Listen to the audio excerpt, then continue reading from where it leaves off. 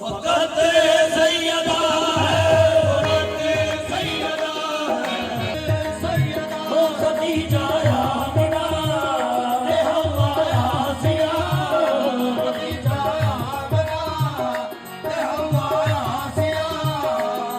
और नाई पेशवा फकत सैयदा हो लकब जिसने पाया लकब जिसने पाया लकब जिसने पाया हिजाबे खुदा है फकत सैयदा है फकत सैयदा है फकत सैयदा है फकत सैयदा लकब जिसने पाया लकब जिसने पाया हिजाबे खुदा है फकत सैयदा है फकत